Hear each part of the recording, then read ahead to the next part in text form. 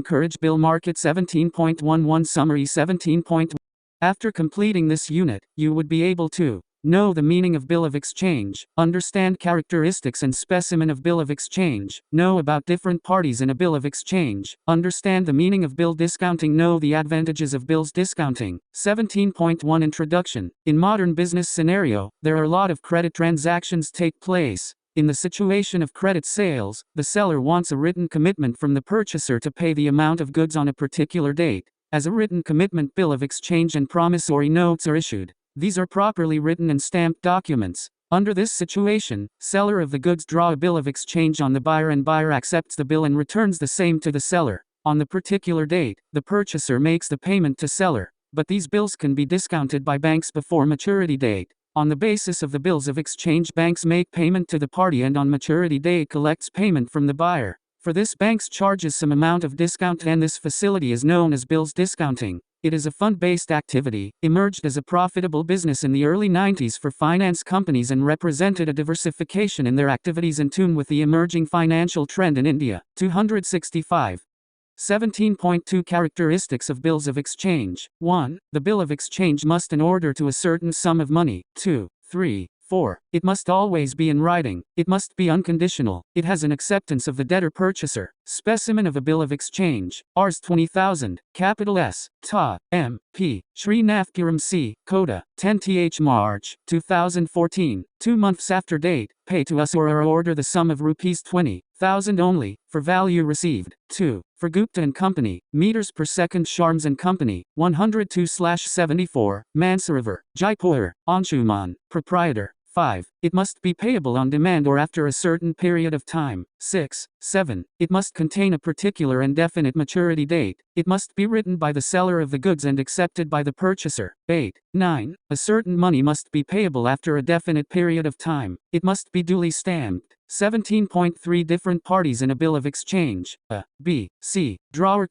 the person who draws or makes the bill. He receives the bill amount on the maturity date of the bill. He is seller of the goods. Drawee. He is also known as acceptor of the bill. He is buyer of the goods and is the person to whom the order is made to make payment, i.e. a debtor. Payee: Payee is the person to whom the amount specified in the bill is payable. If drawer himself receives the payment on due date, then he will be the payee also. But when bill is endorsed or discounted by the banks, then endorsee or bank would be the payee. 17.4 Discounting of a bill of exchange. In cash sell, the seller receives the amount immediately, but in situation of credit sell, the purchaser like to pay after some time and seller would like to be paid immediately. To solve this problem, seller writes a bill of exchange on the buyer. The buyer, who is the debtor, is known as drawee. Acknowledge his responsibility for the payment of the amount after a specified time by writing his acceptance on the bill. 266.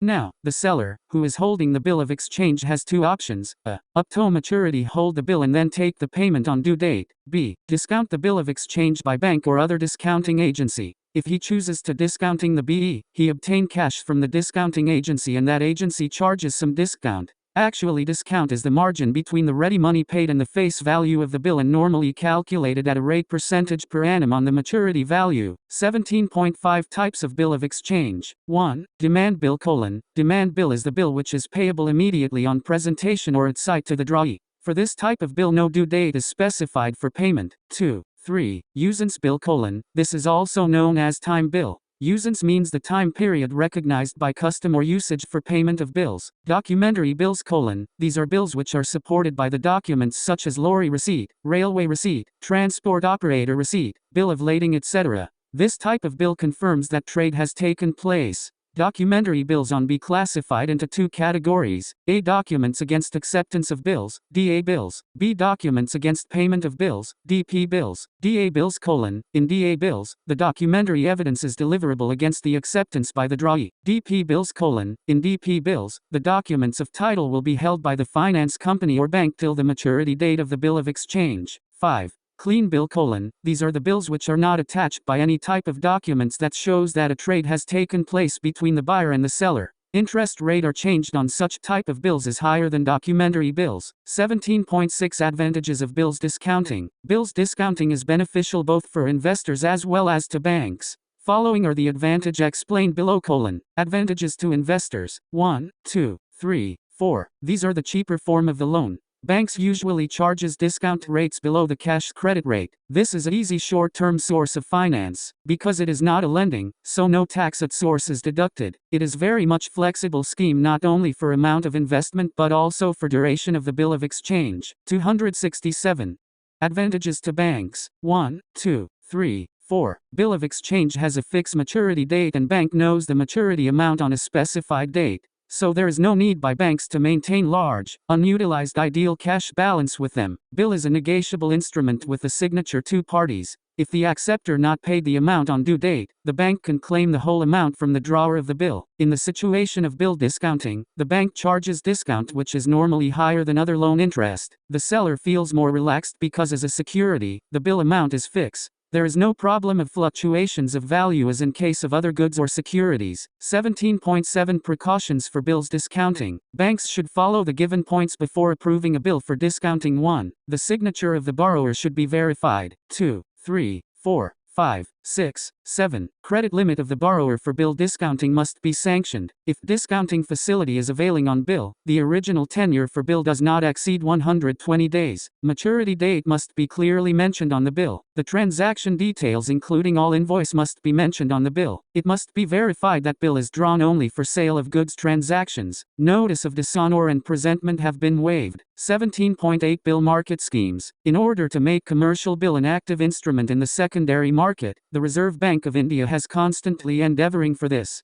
Many committees is set up to examine the system of bank financing and money market, some of them under I. Dahijia Committee, 1969, 3 Chor Committee, 1980, 2. Tandon Committee, 1974. 4 Vagal Committee, 1985. This section outlined the efforts made by the RBI in the direction of the development of a full-fledged bill market. Bill Market Scheme 1952. M.Y. Khan quotes in his book Financial Services, the salient features of the scheme were as follows. I. The scheme was announced under Section 17(4) c. of RBI Act which enables it to make advances to scheduled banks against the security of issuance of promissory notes or bills drawn on and payable in India and arising out of bona fide commercial or trade transaction bearing 2 or more good. 268.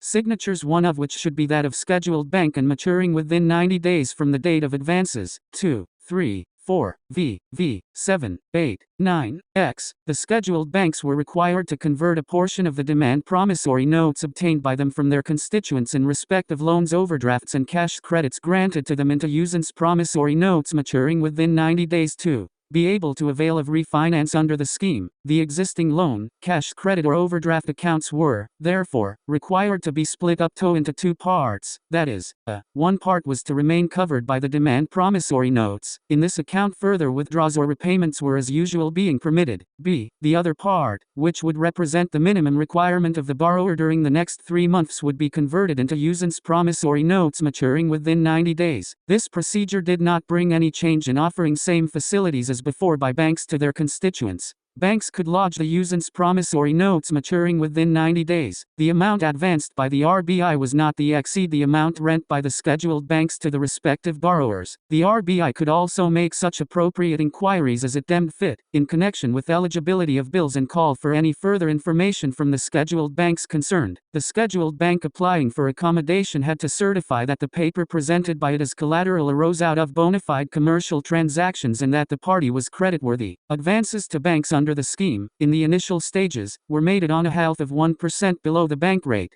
The concessional rate of interest was withdrawn in 2 stages of 0.25% each and ceased to be operative from November 1956. As a further inducement to banks, the RBI agreed to bear half the cost of the stamp duty incurred in converting demand bills into time bills. In the initial stages, the minimum limit for an advance which could be availed of from the RBI at any time was fixed at Rs 25 lakh, and the individual bills tendered for the purpose were not to be less than Rupee 1 lakh. Subsequently, however, the scheme was liberalized and the minimum amount were reduced from Rs 25 lakh to Rs 10 lakh, reduced further to Rs 5 lakh in February 1967, and from Rs 1 lakh to Rs 50,000. The scheme, which was initially restricted to licensed scheduled commercial banks having deposits, including deposits outside India, of Rs 10 crore or more, was later extended to all licensed scheduled commercial banks, irrespective of the size of their deposits. 269.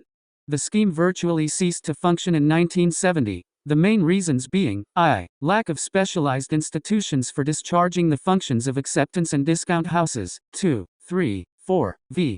7. Paucity of usance bills both domestic and foreign. Traders found cash credit facility conveniently available from banks and avoided usance bills as an instrument of credit. Export bills were negotiated by banks under letters of credit opened by foreign importers and foreign correspondent banks. Banks got refinance against declaration of export bills from RBI Exim Bank when needed. Lack of practice of discounting the bills with other banks having excess liquidity. Criteria for creditworthiness of the traders was not evolved to avoid risk of defaults of redemption on maturity of the bills. Bill Market Scheme, 1970. M.Y. Khan quotes in his book Financial Services, in pursuance of the recommendations of the Dahijia Committee, the RBI constituted a working group, Narsimham Study Group, to evolve a scheme to enlarge the use of bills. Based on the scheme suggested by the study group, the RBI introduced